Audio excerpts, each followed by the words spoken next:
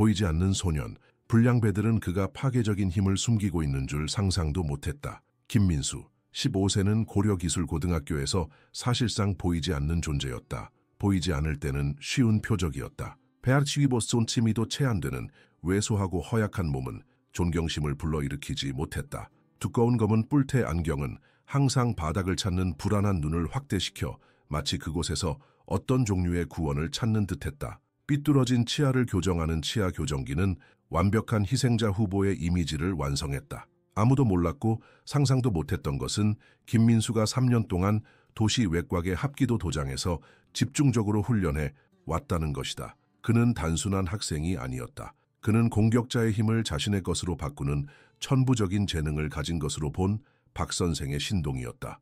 에너지를 공격이 아닌 방향 전환에 기반한 무술인 합기도는 김민수 같은 사람에게 완벽했다. 하지만 학교에서 그의 삶의 이면은 소중하고 개인적인 비밀처럼 숨겨져 있었다. 평범한 동네에 위치한 고려기술고등학교는 뛰어난 학업 성적과 학생 간의 문제에 대한 교직원의 완전한 무관심으로 유명했다. 벽이 벗겨진 복도는 청소년 계층이 형성되고 해체되는 것을 보아왔고 현재도 다르지 않았다. 정상에는 아버지의 돈으로 아들을 명품 옷으로 입히고 최신 모델의 휴대폰을 갖추기에 충분한 지역사업가인 17세의 박준서가 있었다. 박준서는 키가 크거나 힘이 세지는 않았지만 계산된 잔인함과 2명의 충실한 부하로 이를 보완했다. 튀어나온 이빨과 약탈적인 미소로 인해 그런 별명이 붙은 상어 최재혁과 건장한 체격과 근육질 팔로 즉각적인 공포를 불러일으키는 강태민이었다.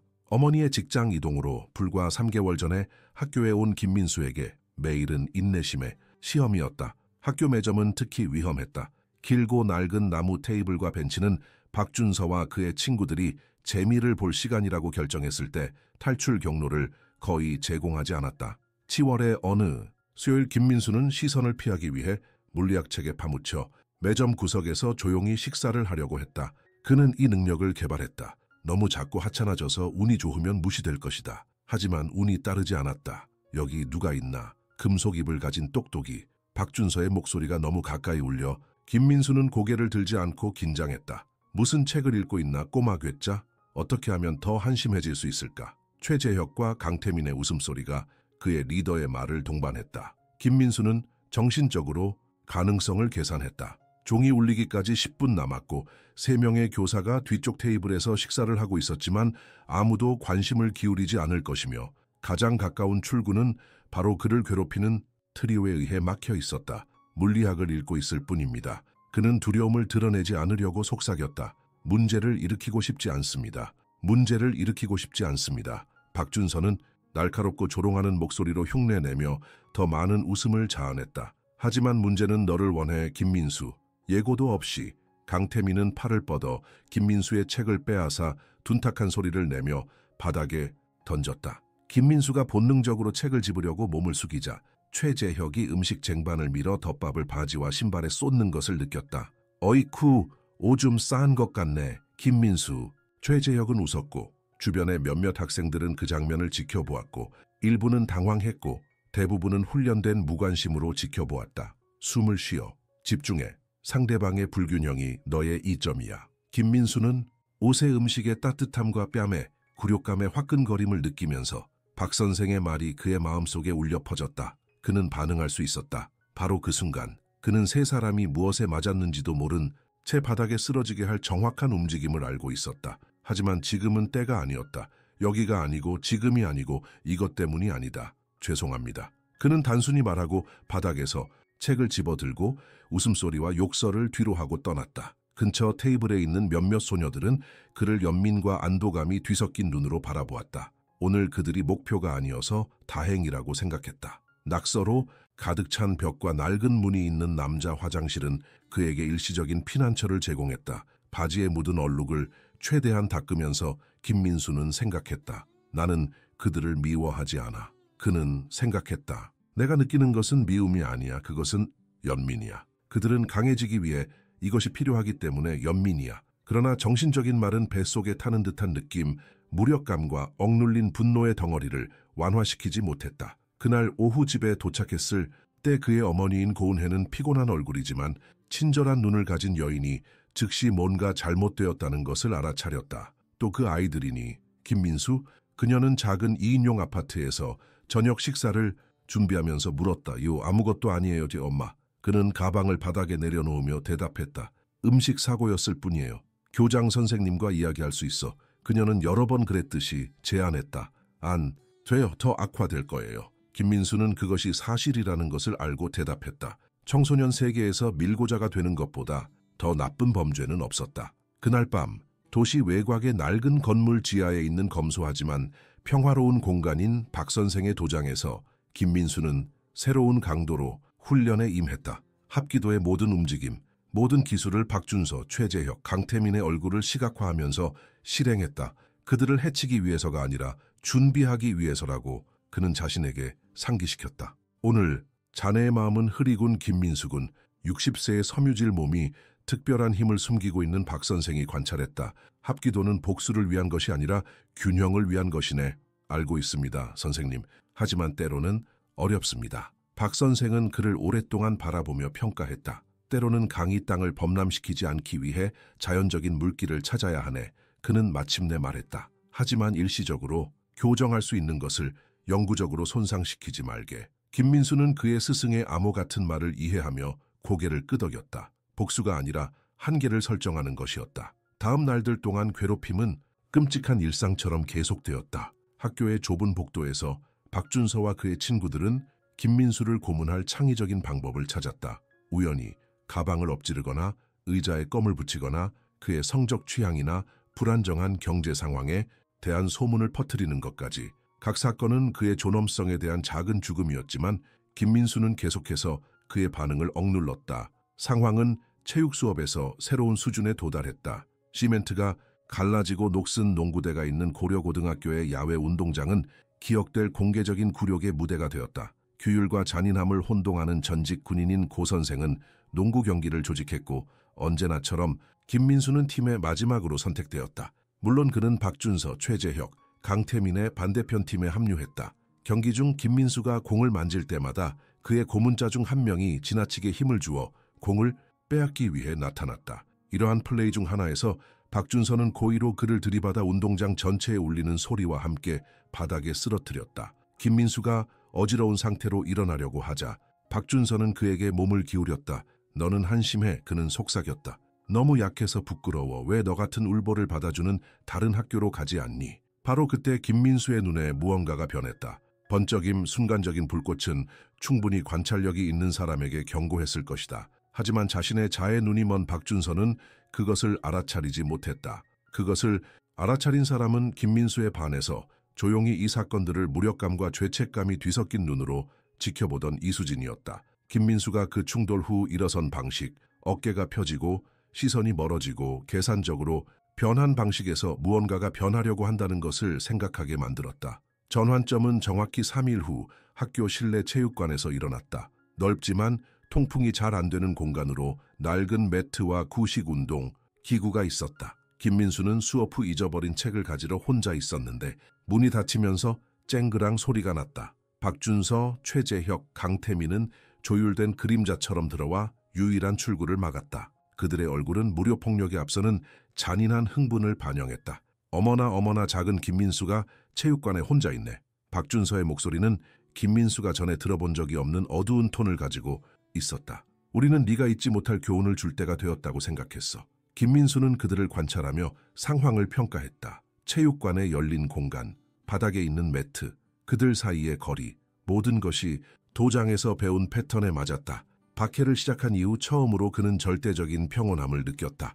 문제를 일으키고 싶지 않습니다. 그는 말했지만 이번에는 그의 목소리가 떨리지 않았다. 그것은 간청이 아니라 경고였다. 박준서는 변화를 포착하지 못하고 미소를 지었다. 이제 늦었어, 괴짜. 그는 동료들에게 몸짓을 하며 대답했다. 우리는 네가 네 자리가 어디인지 모르는 멍청이들에게 무슨 일이 일어나는지 가르쳐 줄 거야. 최재혁은 김민수에게 달려들어 팔을 뻗어 잡으려고 했다. 놀랍게도 그의 손은 공기만 잡았다. 그의 체격으로는 불가능해 보이는 유연한 움직임으로 김민수는 옆으로 이동하여 최재혁의 추진력을 사용하여 부드럽지만 효과적인 회전으로 그를 바닥에 쓰러뜨렸다. 최재혁은 고통스럽기보다는 놀라서 둔탁한 소리를 내며 매트에 착지했다. 친구의 추락을 본 강태민은 성난 황소처럼 돌진했다. 이번에는 김민수가 마지막 순간까지 움직이지 않았고 머리카락 한 올의 오차도 없이 강태민의 엄청난 힘을 방향 전환시켜 비틀거리게 하고 최재형 옆에 쓰러지게 했다. 박준서는 마비되었다. 10초도 안 되어 그의 두 덩치 큰 친구들이 바닥에 쓰러져 항상 무력하다고 여겼던 소년을 믿을 수 없다는 듯이 바라보고 있었다. 대체 무슨... 박준서는 말을 시작했지만 문장을 끝내지 못했다. 김민수는 논리를 거스르는 속도로 그의 앞에 서 있었다. 그의 자세에는 공격성이 없었고 마치 세상에 나머지가 존재하지 않는 것처럼 완전한 집중력만 있었다. 문제를 일으키고 싶지 않다고 말했잖아, 박준서. 김민수는 거의 알아볼 수 없는 목소리로 말했다. 하지만 네가 찾으면 찾을 거야. 자존심에 상처를 입은 박준서는 김민수의 얼굴에 주먹을 날렸다. 그것은 실수였다. 무슨 일이 일어났는지 기록하기도 전에 자신의 추진력이 자신에게 사용되었고 숨을 멎게 하는 둔탁한 소리와 함께 공중으로 날아가 착지하는 것을 발견했다. 그 장면은 초현실적이었다. 학교의 3명의 불량배가 바닥에 쓰러져 몇 분 전까지만 해도 가장 쉬운 희생자라고 여겼던 소년을 경외심으로 바라보고 있었다. 김민수는 마치 모든 것이 간단한 운동이었던 것처럼 숨소리조차 거의 변하지 않은 채 서 있었다. 합기도는 김민수는 침착하게 설명했다. 공격하는 것이 아닙니다. 부정적인 에너지를 방향 전환하는 것입니다. 바로 내가 너희의 공격성에 한 일입니다. 강태민은 분노를 되살려 일어나려고 하며 처음으로 반응했다. 김민수는 거의 감지할 수 없는 몸짓으로 손목을 움직였고 강태민은 다시 바닥에 쓰러졌는데 이번에는 팔이 움직이지 않도록 고정되어 움직이지 못할 만큼 충분한 고통을 유발했지만 부상을 입히지는 않았다. 지금 당장 내 팔을 부러뜨릴 수도 있어. 김민수는 똑같은 침착함으로 그에게 알렸다. 하지만 나는 너희와 같지 않기 때문에 그렇게 하지 않을 거야. 나는 강해지기 위해 해를 끼칠 필요가 없어. 친구가 움직이지 못하는 것을 보고 전에 경험한 적이 없는 두려움을 느낀 최재혁은 문으로 뒷걸음질 치기 시작했다. 김민수는 그를 가게 했다. 그가 강태민을 풀어주자 강태민도 아픈 팔을 마사지하며 떠났다. 여전히 바닥에 있는 박준서는 무슨 일이 일어나고 있는지 처리할 수 없는 것 같았다. 협박이 권력을 보장한다는 전제 위에 세워진 그의 세계는 그의 눈앞에서 무너지고 있었다. 다시는 나나 다른 학생을 괴롭히면 김민수는 그를 똑바로 바라보며 경고했다. 오늘 일은 아이들 놀이처럼 보일 거야. 그리고 다음에는 사적인 일이 아닐 거야. 이 말과 함께 김민수는 떨어진 책을 집어들고 문으로 향했다. 박준서 옆을 지나면서 잠시 멈췄다. 우리 모두에게는 비밀이 있어, 박준서. 내 비밀은 이미 알고 있잖아. 내 비밀은 무엇일지 궁금하네. 그 소식은 고려고등학교의 마른 들판에 불이 붙은 것처럼 퍼져나갔다. 처음에는 속삭임에 불과했고 그 다음에는 더 구체적인 소문이 돌았고 마침내 이야기가 굳어졌다. 안경과 치아 교정기를 낀 작은 김민수, 새로운 소년이 땀 한 방울 흘리지 않고 학교에서 가장 두려운 3명의 불량배를 쓰러뜨렸다는 것이다. 세부 사항은 각 이야기에 따라 달랐다. 어떤 사람들은 그가 말 그대로 날아다녔다고 말했고 어떤 사람들은 영화에서만 볼 수 있는 무술 동작을 수행했다고 말했다. 그러나 이야기의 핵심은 변함없이 유지되었다. 다윗이 골리앗을 이겼고 우아하게 해냈다는 것이다. 항상 죄책감을 느끼며 멀리서 괴롭힘을 지켜보던 이수진은 다음 날 김민수에게 처음으로 다가갔다. 사실이니? 그녀는 직접적으로 물으며 카페테리아에서 그의 옆에 앉았다. 그 공간은 마치 공기 자체가 변한 것처럼 다르게 느껴졌다. 정말로 그들에게 교훈을 주었니? 김민수는 약간 놀란 듯 그녀를 바라보았다. 이수진은 전에 그에게 말을 건 적이 없었다. 나는 그들에게 교훈을 주지 않았어. 그는 마침내 대답했다. 나는 단지 한계를 설정했을 뿐이야. 이수진은 미묘하지만 중요한 차이를 이해하며 고개를 끄덕였다. 전에 말을 했어야 했어. 그녀는 후회의 어조로 인정했다. 우리 모두가 그랬어야 했어. 침묵은 공범자를 만든다. 김민수는 가혹함 없이 대답했다. 하지만 두려움도 강력한 동기부여 요인이라는 것을 알고 있어. 박준서, 최재혁, 강태민이 그 순간 카페테리아에 들어왔다. 변화는 눈에 띄었다. 더 이상 그들의 특징이었던 오만함으로 걷지 않았다. 그들의 눈은 초조하게 공간을 스캔했고 김민수를 보자마자 재빨리 시선을 돌려 최대한 멀리 떨어진 테이블을 선택했다. 다음 날들은 고려고등학교의 미시, 세계의 새로운 질서를 가져왔다. 극적이거나 즉각적인 변화는 아니었지만 분위기의 미묘한 변화였다. 김민수는 여전히 조용하고 공부를 좋아하는 소년이었지만 이제는 무시할 수 없는 새로운 자신감으로 걸었다. 전에 감히 말을 걸지 못했던 학생들이 먼저 호기심으로, 그 다음에는 진정한 관심으로 다가오기 시작했다. 박준서와 그의 친구들은 다른 사람들에게 강요했던 보이지 않음을 경험했다. 협박할 힘이 없자 그들은 마치 대본을 잊은 배우처럼 혼란스러워 보였다. 강태민은 먼저 변화를 시도했다. 그는 학업에 진정한 관심을 보이기 시작했고 동료 간의 과외 활동에 자원하기까지 했다. 최재혁은 시간이 더 걸렸지만 결국 사진 동아리에서 자신의 자리를 찾았고 그의 옛 성격 아래 숨겨져 있었을 재능을 발견했다. 박준서는 변화에 가장 저항했지만 그조차도 김민수가 두려움을 불러일으키지 않고 존경을 얻는 것을 멀리서 지켜보며 자신의 삶을 재평가하고 있는 것 같았다. 체육관 사건이 있은 지 일주일 후 김민수는 사물함에 책을 넣고 있었는데 옆에 누군가가 있는 것을 알아차렸다. 박준서였다.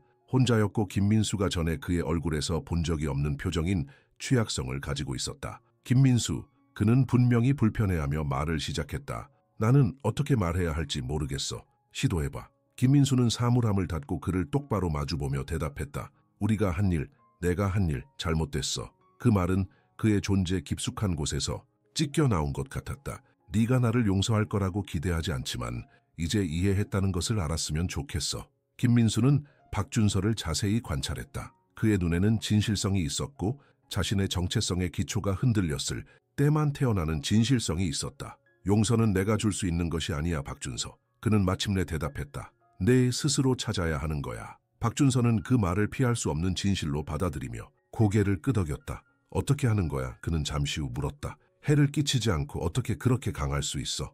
김민수는 살짝 미소를 지었다. 진정한 힘은 얼마나 많은 해를 끼칠 수 있느냐가 아니라 얼마나 많이 피할 수 있느냐에 있어. 그는 박 선생에게서 너무나 많이 들었던 말을 반복하며 설명했다. 정말로 변화하고 싶다면 언젠가 보여줄 수 있을 거야. 그 제안은 수락되지도 거부되지도 않았지만 적절한 시기에 싹을 틔울 수 있는 씨앗처럼 공중에 떠 있었다. 다음 몇 주 동안 고려 고등학교는 미묘하지만 심오한 변화를 경험했다. 수업 자체만큼이나 당연하게 여겨졌던 괴롭힘이 극적으로 줄어들었다. 완전히 사라지지는 않았다. 그것은 인간 본성에서 너무 많은 것을 기대하는 것이지만 일어났을 때 다른 학생들은 이제 개입하고 단순한 침묵하는 방관자가 되지 않도록 권한을 부여받았다고 느꼈다. 김민수에게 개인적인 변화도 마찬가지로 중요했다. 그는 여전히 조용하고 책을 좋아하는 소년이었지만 이제는 다른 사람들이 그의 성격에 더 많은 측면을 보도록 허용했다. 그는 학교 뒷마당에서 비공식 합기도 수업을 제공하기 시작하여 신체의 기술뿐만 아니라 그 뒤에 있는 철학도 가르쳤다. 진정한 승리는 자신에 대한 승리, 해를 해로 갚으려는 충동에 대한 승리라는 생각이었다. 이수진은 그의 가장 헌신적인 학생 중 한 명이 되었고 결국 친구 이상의 존재가 되었다. 그들의 관계는 상호 존중과 두려움이 어떻게 사람들을 자신의 축소된 버전으로 만들 수 있는지에 대한 공유된 이해를 바탕으로 천천히 성장했다. 어느 날 오후 김민수가 박 선생의 도장에서 돌아오다가 학교 근처 공원의 벤치에 혼자 앉아있는 최재혁을 만났다. 그의 자세에는 일종의 조용한 패배가 있었고 김민수는 멈춰 서게 되었다. 괜찮을까요? 그는 벤치의 빈 공간을 가리키며 물었다. 최재혁은 놀란 듯 그를 바라보았지만 고개를 끄덕였다. 나를 미워해야 하지 않니? 그는 불편한 침묵 후에 마침내 물었다. 우리가 너에게 한 모든 일 후에 김민수는 대답하기 전에 생각했다. 미움은 독을 마시고 다른 사람이 죽기를 바라는 것과 같아. 그는 마침내 말했다. 나는 너를 미워하지 않아, 최재혁. 네가 무언가를 배웠기를 바랄 뿐이야. 최재혁은 천천히 고개를 끄덕였다. 나는 많이 생각했어. 그는 인정했다. 왜 그런 짓을 했는지, 왜 박준서를 신처럼 따랐는지. 그리고 나는 두려웠던 것 같아. 강한 편에 서지 않으면 그런 대우를 받을까봐 두려웠어. 두려움은 강력한 선생님이지만 항상 올바른 교훈을 가르치는 것은 아니야. 김민수는 대답했다. 최재혁은 새로운 이해로 그를 바라보았다. 어떻게 배웠니? 합기도 말이야. 김민수는 예상치 못한 질문에 미소를 지었다. 아버지는 내가 9살 때 처음 수업에 데려가셨어. 그는 설명했다. 돌아가시기 전에. 아버지는 내가 자신을 방어하는 법을 배우는 것이 중요하지만 언제 방어해야 하는지 배우는 것이 더 중요하다고 말씀하셨어. 최재혁은 그 말의 깊이를 이해하며 고개를 끄덕였다. 미안해. 네 아버지와 모든 일에 대해 지나간 일이야.